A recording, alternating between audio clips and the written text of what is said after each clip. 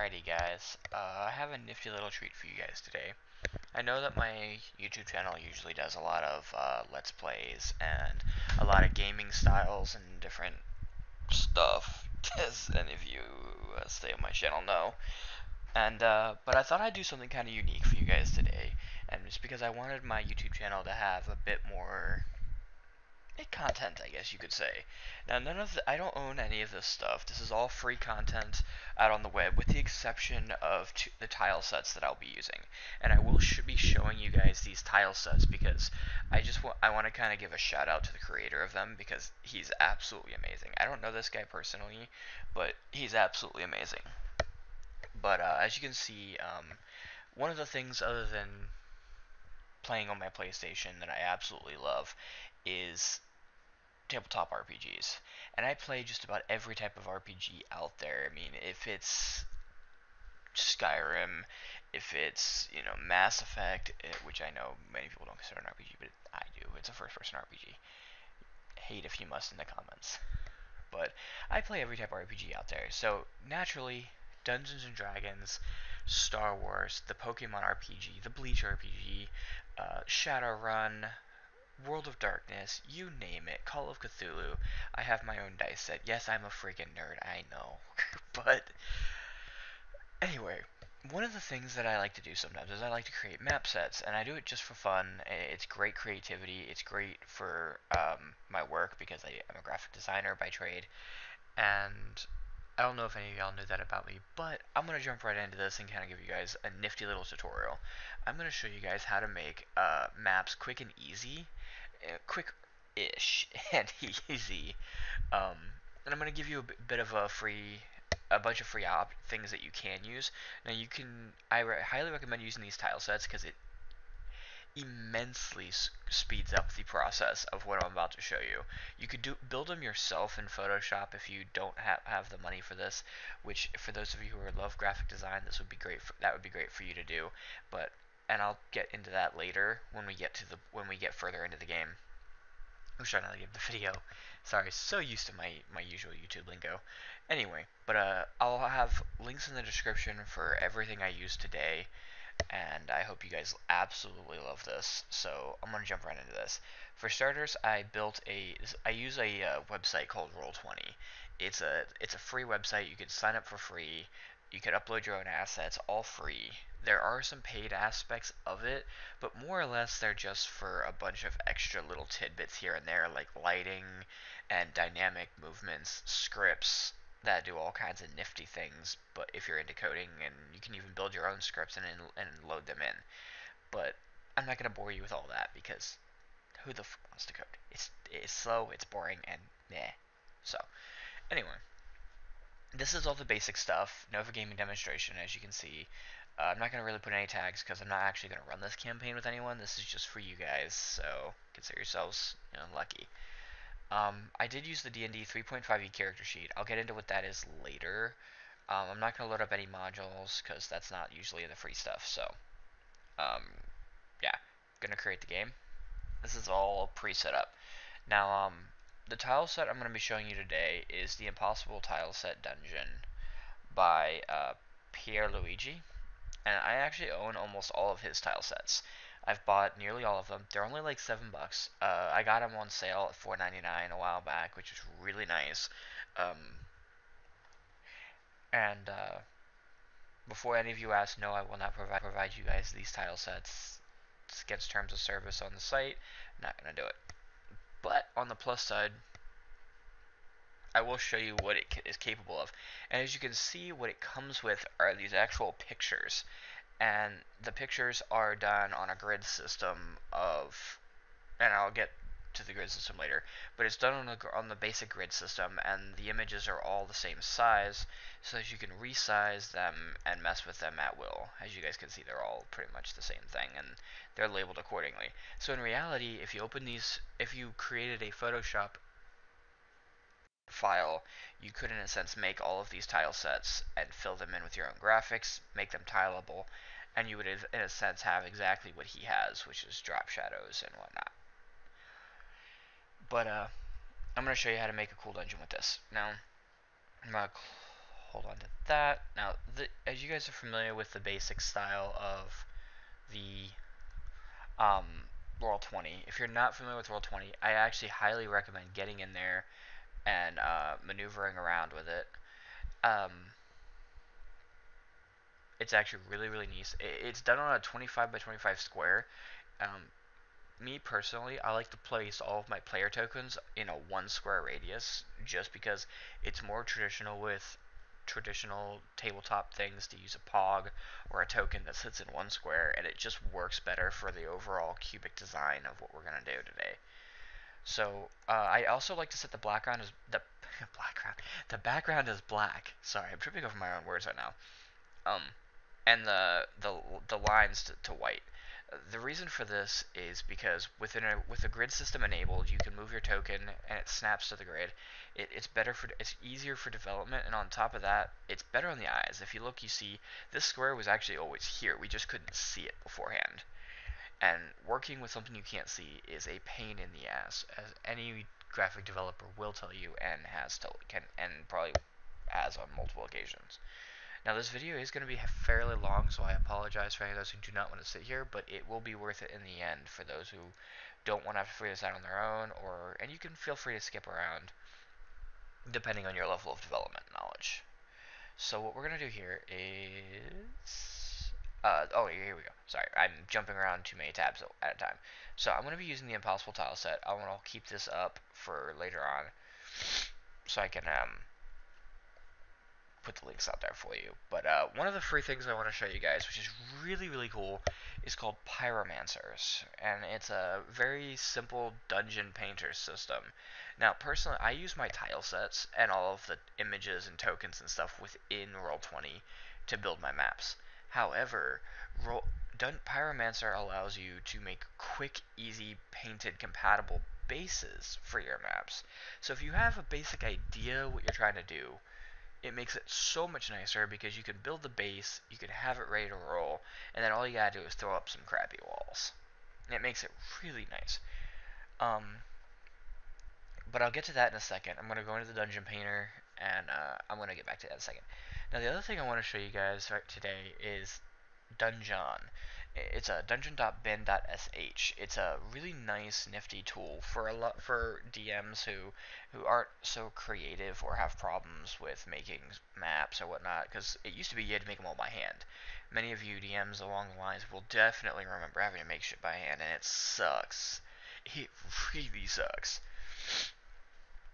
But if you still enjoy it, by all means do it. But for me, when you have like 2 or 3 campaigns going on at once, you don't always have time to make maps for everything or come up with unique, little catacombs and different things. So this is what I do when I want to just, make some quick content on the fly.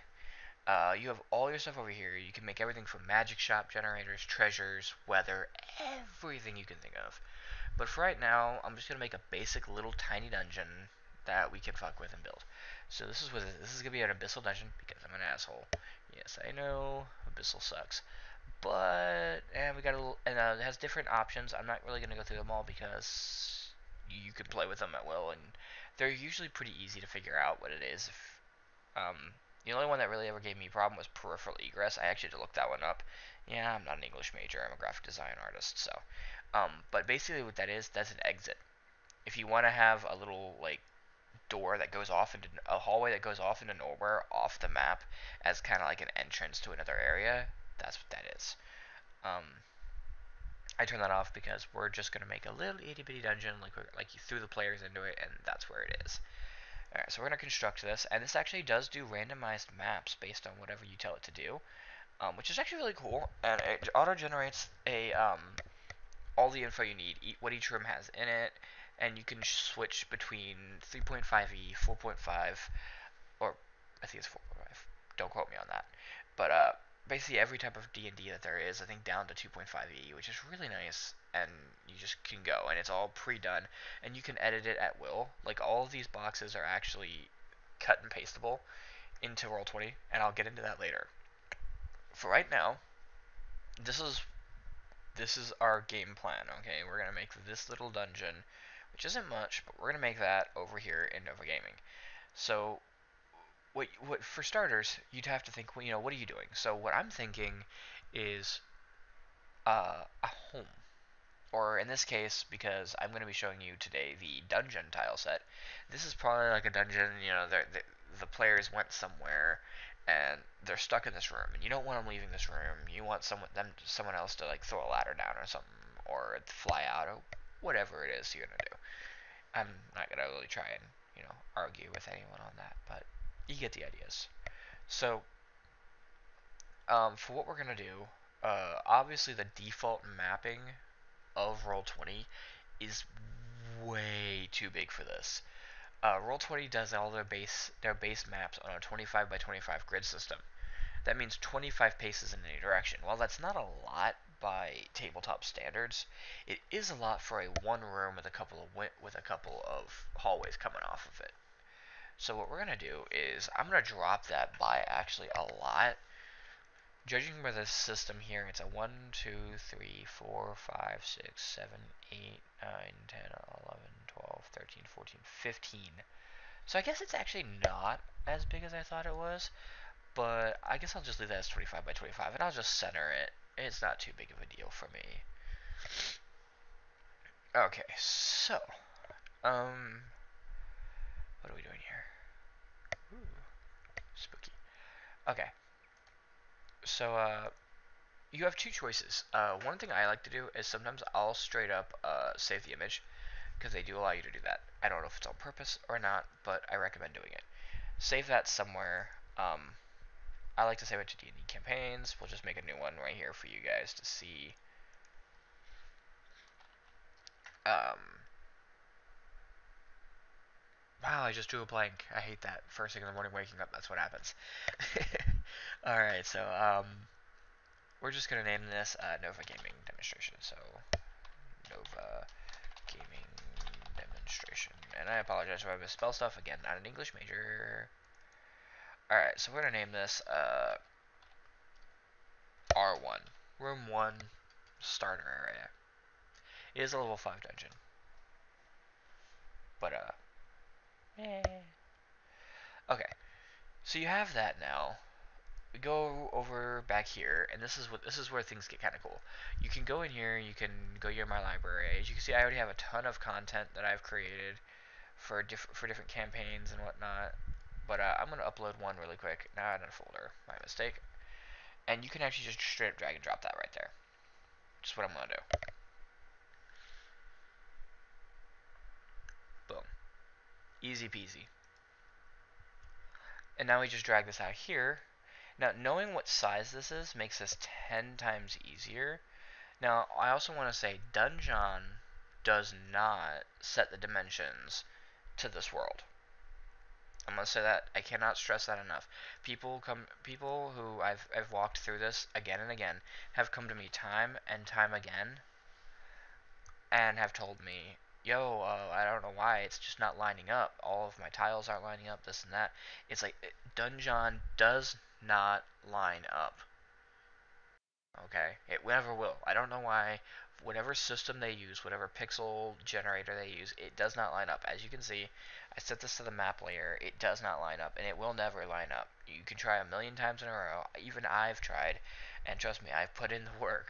You cannot resize this. The pixels are like 3 or 4 off for the cell size. And, I mean, adjusting it would be a act of God, or however you want to phrase that. But, yeah. And I apologize for me being nasally today. I have a cold. It's why also I haven't been uploading anything recently to my channel, game-wise. But, here shortly I'll be uploading a bunch of Titanfall 2 videos and a bunch of, Final Fantasy 15. I'll be doing the midnight release of that, so fingers crossed. I hope you guys show up. For right now, though, I'll come back to this here in a second. One of the things I wanted to show you is Dungeon Painter. If you do it like this, you can actually frame it using the tile sets. And I'll come over here to my premium assets and things I've bought. I'm going to go down to possible tile sets by, again, the same guy. You can place these on the outside, and I'll show you what I mean by that, because I don't want to get too far into Dungeon.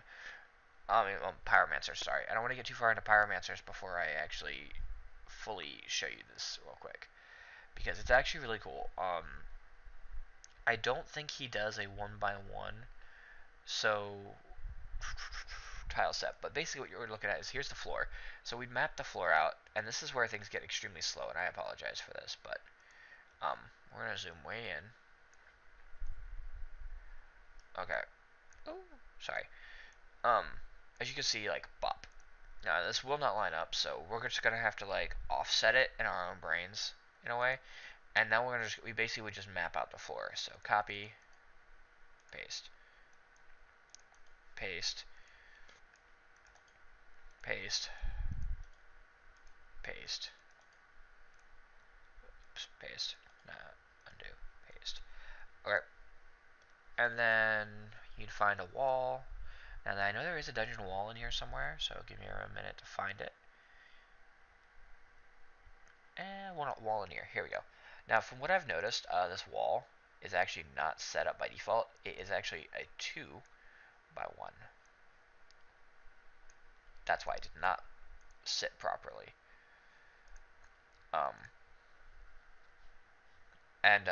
These walls are actually meant to be on the inside, not the out. So we're actually going to grab that and swirl it around. And then, now if we go in here and we go map background, I think this is the, oh, I put down the GMO fillet. No wonder I couldn't edit it. Hang on a second. Sorry, guys.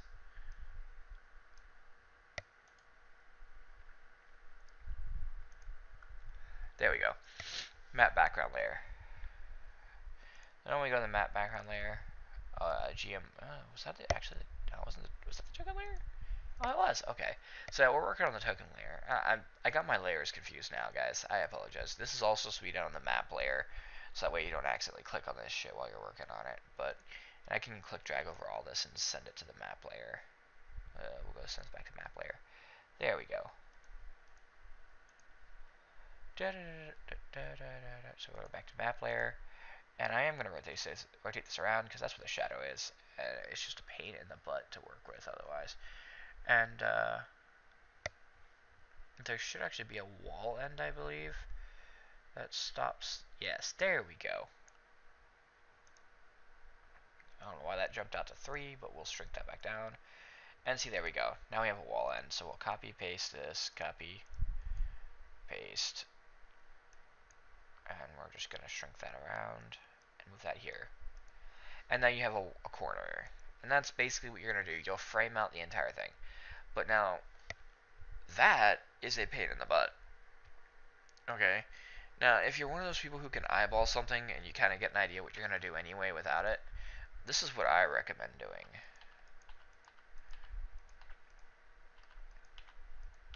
Okay. 1, 2, 3, 6, 7. Okay? So this is going to be, we know this is 15 down from what I counted earlier. So now we're going to see how far across is. 1, 2, 3, 4, 5, 6, 7, 8, 9, 10, 11, 12, 13, 14, 15, 16, 17. It's a 17 by 15 cube, which isn't too bad. So we're going to go over to here to the Dungeon Painter, and we're going to select a stone floor, because that's what we're working with in the impassable tile set. And there is different floors you can go through and the different things here, but we're going to start with stone just because it works. And we're going to do a 17 by 15. 17 by 15 down. Okay, click.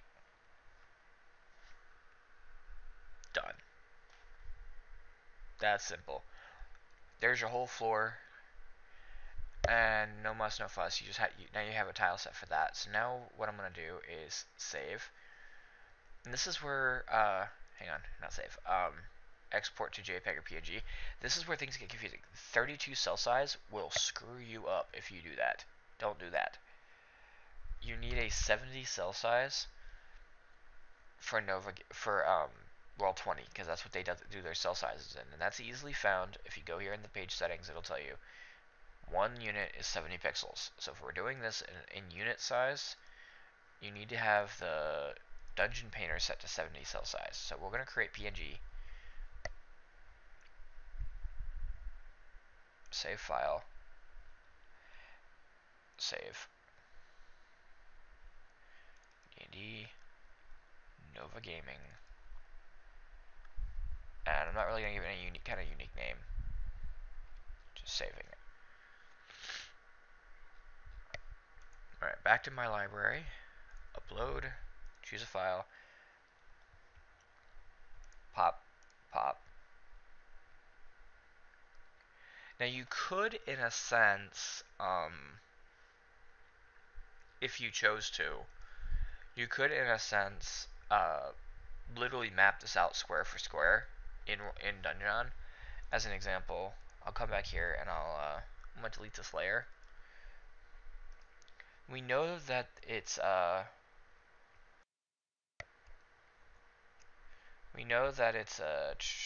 15 down, so 2, 3, 4, 5, 6, 7, 8, 9, 10, 11, 12, 13, 14, 15. So we're going to go 17 across, because that's exactly how long it is. Okay?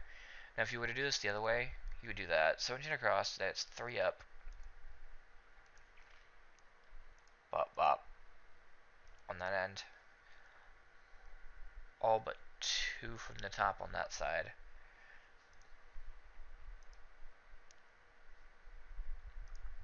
Okay. 1, 2, 3, 4, 5 over. 1, 2, 3, 4, 5 over. 2 up. And you can see how this is starting to come together. 1, 2, 3, 4, 5, 6 over. And you can see there's a little 6 by 1, so I can actually measure this out pretty easily. 1, 2, 3, 4, 5. And that's 1, 2, 3, 4, 5 down. Make sure that's right. 1, 2, 3, 4, 5. Gotcha. 1, 2, 3, 4, 5. 1, 2, 3, 4, 5. Okay. And then 1, 2, 3, 4, 5 down. From that. Woo, sorry, I don't know what I'm doing. I'm moving all over the dang place here. Okay, so the other option is to do this, which allows you to just need to actually do the outside wall framing, which is actually pretty cool too. So, where's this? Yeah. Okay, so that's gonna come over 1. Sorry, I don't know why I'm bouncing all around too. So we're gonna do that. And I'm not going to explain how to make any of these just because that's way too big a pain in the butt. But basically, so now we're going to go bop, bop, bop, bop, bop, bop. And I don't even have to guess the room size because, well, it literally fills up that gap. So it works out really nicely. I can fill all that in. And now I know that each one of these inches is a door. No muss, no fuss. So now we go export to JPEG. And with the other option... do I still have that in there? Yes, I do. Okay. So I'm going to show you all 3 options easily. Now, for this option, 70 cell size, I cannot stress that enough. If you come to me and you say it does not line up, or comment it does not line up for you, I'll keep telling you, 70 cell size, re-export the file. And if you tell me Dungeon doesn't line up, I will not answer the comment. I'm saying this now. Transparent background for this one has got to be checked. Now I didn't really mess with that in the last one because it was a complete square. What that does for those of you who are not graphically inclined, it creates a transparent background so that only the area where you want it to be is here. So we're going to create PNG. We'll wait for it to do its thing. No muss, no fuss. We click save.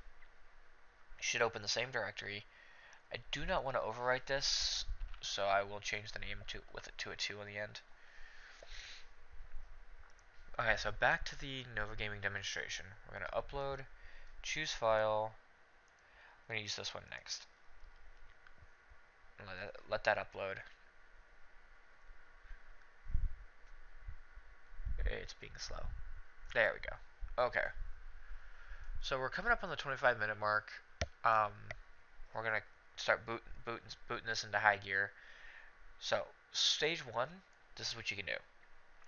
Now, dimensions, go advanced, set dimensions, 17 by 15. Okay.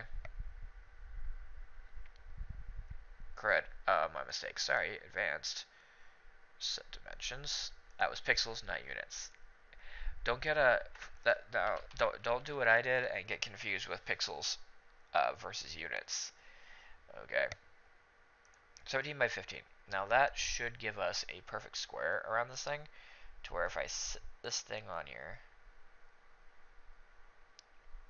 because remember this does not sit even, that should be like that. And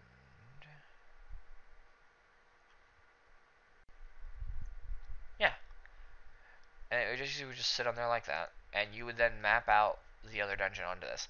Now that's not the best choice unless you're free mapping, or if you were to use like sit here and then bounce back and forth and slowly map it out like I just did.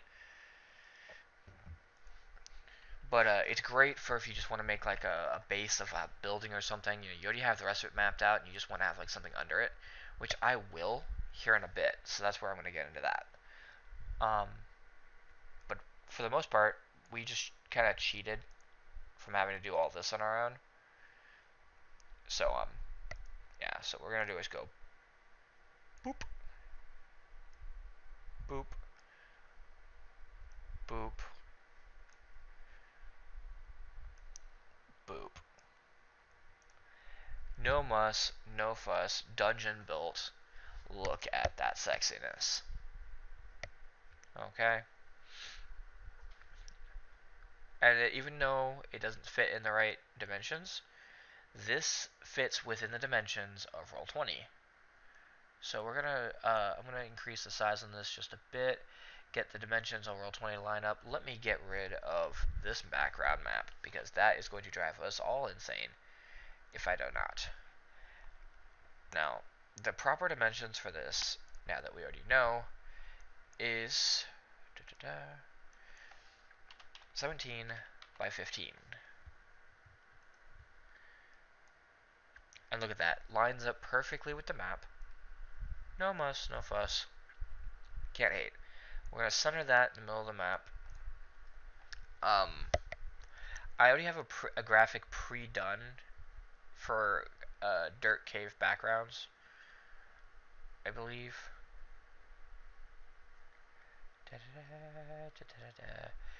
So I'm going to put that on here. That's a cobble base. I don't want to put a cobblestone base. I know I have a texture in here. I'm just going to steal it for now, saving time.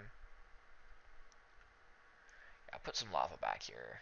We'll do advanced set dimensions, units, 25 by 25. We're just going to drop that in there and set that even with the corner, and then to back. Alright, so now we have a nifty little whatever you want to call it that we can actually fuck with. So we're going to come in here. We have this. We're going to go to our impassable tile sets, and this is where the dungeon creation gets pretty cool. And I'm going to try and finish this before 30 minutes. Yeah, we got about 2 minutes. That's not going to happen, unless I speed this video up. But let me get out of my tile sets. Let's get back into the boss of tile sets in here. Now, like I said, he does include the 1x1 tile floor. So you could have gone in here and gone like, it's supposed to be a 1x1. So like, you could have gone like that, and then paste all along. But we're going for time. Remember this, time. And again, this is a demonstration, so right now this demonstration has been under 30 minutes. It's just approaching the 30-minute mark, which is great, because that means that even with me walking you through all these steps and showing you really slowly, it is capable of being so much faster. Once you get this done and you timed out properly, you'll start doing all these maps like this within 5 minutes, which is so nice. Hyper realistic looking maps, all done within 30 minutes. Cannot hate on that. So again, back with the wall ends that I showed you. These are all within the same tile set for like $5. It's not a lot. It can be if you don't have the money, granted. I've heard it all at this point in my life. But you came here to see what a premium tile set can do. And that's what I'm going to show you. So now that we have this, basically you're just going to follow this all the way around. Paste, paste, paste, paste. It's just a lot of pasting. Paste, paste, copy, paste. Same basic setup. And for those of you who also do not know, you can right-click drag anywhere in Roll20 to do that. I just thought I should shout that out there because a lot of people don't know that, and for the longest time, not knowing it drove me insane. I saw all these people doing it on videos. Won't get into who, but long story short, yeah, it drove me up a freaking tree. So, okay, so I'm only going to do the outer wall, just for the sake of time. I might do the whole wall, just because I am a completionist.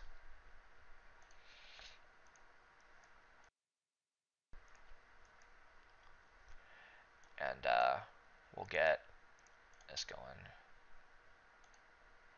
Paste. Paste. Whoop. Bump. Copy. Paste. Paste. And the added benefit of doing it like this, the way I just did it, where I created a huge JPEG, versus doing the individualized squares and fucking with the different rooms and the different pieces here, is that each of these pieces are only as big as their graphic. So if you accidentally click like over here somewhere, you would actually select the molten background versus this. So it makes it so much easier to have a bigger graphic sitting there that you can actually mess with. Because that way if you click it, you know you've moved it. You know you didn't accidentally move a tiny one with like 50 million layers, and it's actually better for your players' systems. And I know that sounds really crazy. You're gonna be sitting here like, Nova, bro, that doesn't make any sense. Why would it be easier on their systems? Well, I'll tell you why. It's actually really simple. The when you load into Roll20, it loads up kind of like a Java applet, a little program in your browser that doesn't really do much, but here's the thing about it. Here's the thing about Java, about what it loads up. It has to load every single entity that you put on here. So like, I'm pasting this wall all around here. One of my other tile sets has like a 1x3 wall, which is freaking fantastic. But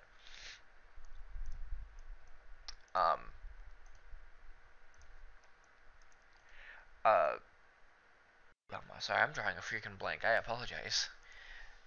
It loads every tile. So like you see me constantly copy pasting this. Now this is freeforming.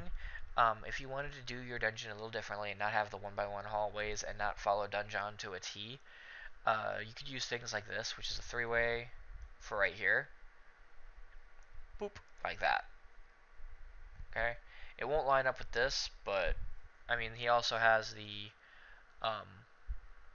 3x3 hallways, which are right here. So like you could, in a sense, speed all this up by doing that. But I'm doing this the long way to show you guys, and you guys can mess with the impossible tile sets as you go. Make things a whole lot easier on yourself. But I want to show you guys a truly free-formed crud. And there's that click-through I was telling you guys about.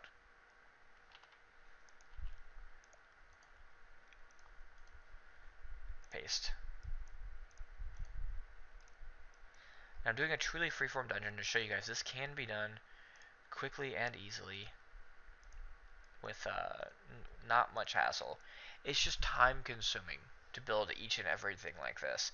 So for the sake of this video and not wanting to blow my own brains out, I'm going to finish the rest of this dungeon. You guys can kind of see how it's coming together. I don't have to show you guys. I mean, most of you guys know what Legos is and all this other stuff. It's all Lego builders. Okay. I mean, we will. I don't even have. I don't even. Y'all don't even know. Have to question it. You guys know. So, for the sake of building it faster, I'm gonna have this dungeon done really quick and show you guys what this tile set's actually capable of. Paste. And I'm just gonna blow through this hella fast. Once I find all the pieces I need the corner. Where's my corner? I'm not even gonna mess with this. Like, you're gonna see this happen really quickly.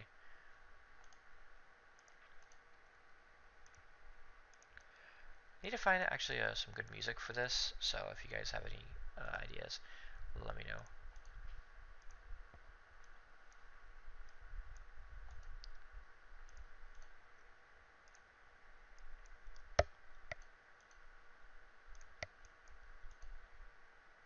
But what I was saying before, though, the cool thing about these tile sets is that because it has to load every single entity, every single one of these that I copy paste, it actually has to load in, and which means it loads into your browser, be it Chrome, whatever else you want to call it. And the main problem with that is that it can get really bogged down on low-end systems. So if you're trying to be, a considerate DM and you want your people to be able to actually do this without wanting to blow their own brains out, it's actually better to use the bigger tiles whenever possible rather than the smaller ones. Don't get me wrong, free building's okay. You will never get a complaint out of me. I am the first person who will tell you that free building is amazing. It's just heavier on systems. If your players have decent systems, everybody's rocking a good computer. They got that 4 gigs of RAM or higher, and they're running a nice processor to back it up. By all means, rock the high-end processor. So, and free build all to hell. As you can see, my system's not lagging. I'm also screen recording. We're coming up on 40 minutes now. I'd really like to get this done.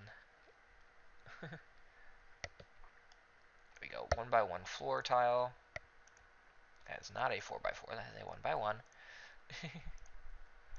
we're gonna copy that. And a lot of the times it does require a little bit of free building too. Crap.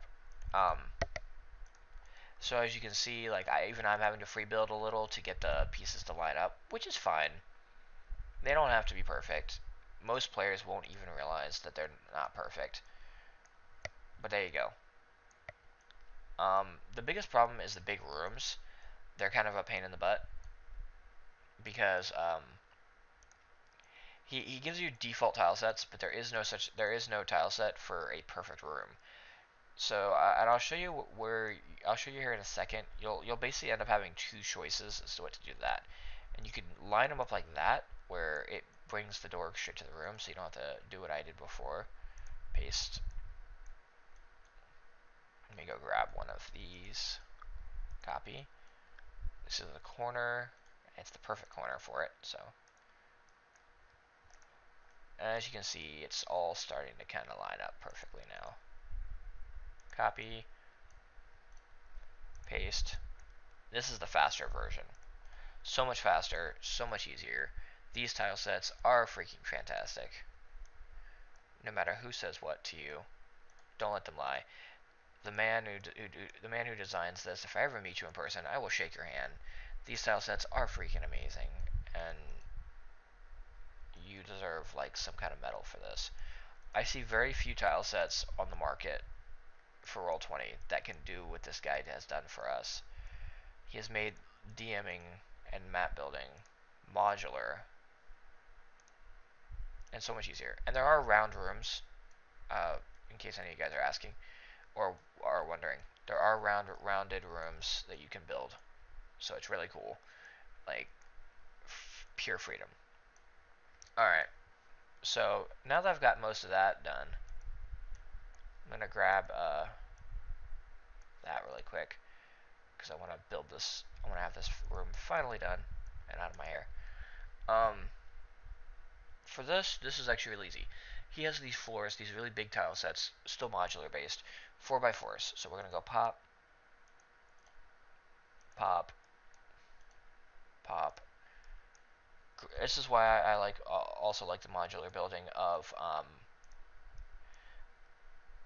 Dungeon Painter, because you can do it like this.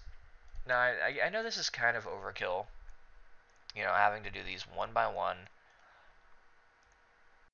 Um, you know, you use dungeon.bin to create your dungeon, and it's like, I know you're gonna be like, but Nova, bro, we could always and easily just free build all this. It's like, do it. Honestly, I free built several of my dungeons. I've done it many and many times. I've built cities for all free builds. They're easy. Free building these things make life for you and your players a lot easier. Okay, I won't even argue with you there. It's faster, 100%. Okay, paste, paste, paste. It really is. It's so much faster when you do free buildings, honestly, because like once you actually get into it, um, you don't need dungeon to do it. Sorry, you don't need then you end up not needing dungeon. You end up not needing um you know, anything else. You don't need painters. You can just Photoshop your stuff in, and then and then call it a day and be happy. But one of the reasons that I like doing dungeon, and this is just my opinion, you guys don't have to follow me. You know, a lot of DMs are really creative, but like I said, when I run multiple campaigns all at the same time, it gets kind of tedious coming up with content all the time. So if you know your base storyline of what you're going for, it makes life a lot easier. Because, and I'll show you why here in just a second, because we're actually coming up on the last few corners of this thing. So figure out which one of these is actually, there it is. Okay, paste. And we're gonna stick that. Oh no, that's not gonna work. I think that will though. Yeah, no. Dang. Just dang. Being a pain in the butt right now. Like, sorry about that, guys. Whew. Okay. I was getting a little agitated there for a second. Here, let me to back that. Uh-oh. Oh. To back. There we go. Had to realign that because the shadow was messing with me. To back. And then align to back. Okay. So the shadow was bugging me, and I wanted to get rid of it. Anyway, you can align these to get the shadows all working for you. To front. For example, like that'll make your life a lot less stressful. If you know what I mean.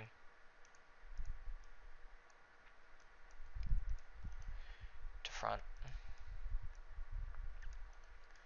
To front. To front. To front. To front. To front. To front.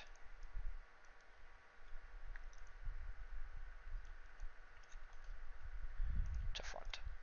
Okay. And I'm just gonna keep doing this on all of these until the shadows look right. Okay, cool. So, yeah, that is impossible tile sets for you. Looks fantastic. That looks like you're ready to go. So, you know, we'll go over here real quick. Grab a token. This is a soy phone from Bleach. All rights to Type Cubo ahead of time. I don't want no copyright infringements. For the love of God, please don't be reporting me for that BS. This is a token I actually made for Retsu Unohana. It is not Retsu, but it is a token I made. So like you can go in here and now you're ready to roll. We'll move these to the token layer. Token layer. We'll go back to token layer. And we'll just move these around. Boop, boop, boop. You know, so you can go into the hallway. Start chilling. No muss, no fuss. Beautiful tokens, beautiful maps.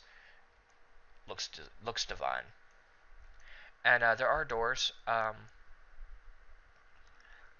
in the free tile set. We'll go down here, see the door one by one. So we're just like, I'll drag and drop these right here real quick to complete the complete set of ambiance.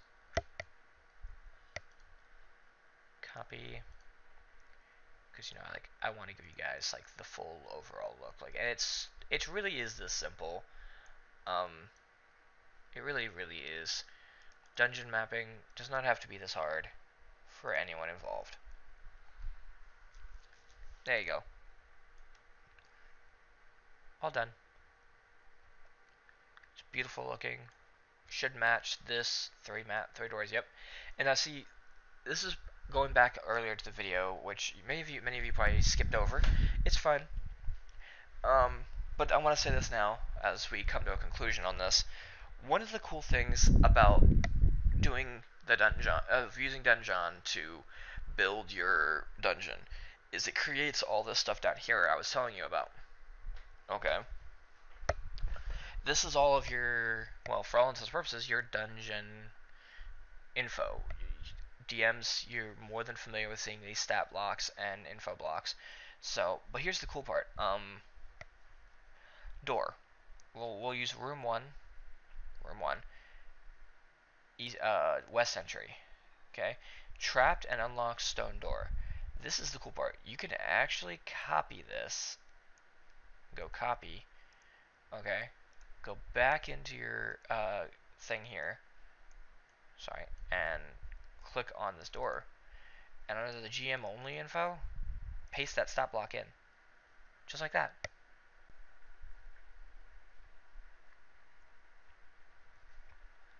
And that's why I like it. You can do all the mobs that way. It makes life so much easier. And I mean, honestly, why not do it? So, I mean, now you have your whole GM info, and everything's good to go. And you can do that for every door here. You can give them health bars for hardness if you want. You know, we'll give them a 10. We'll give them a 10 HP. And of course, this is hidden from players unless you activate it. So that's the cool part about doing it in Dungeon. All the mechanics for the dungeon is done for you.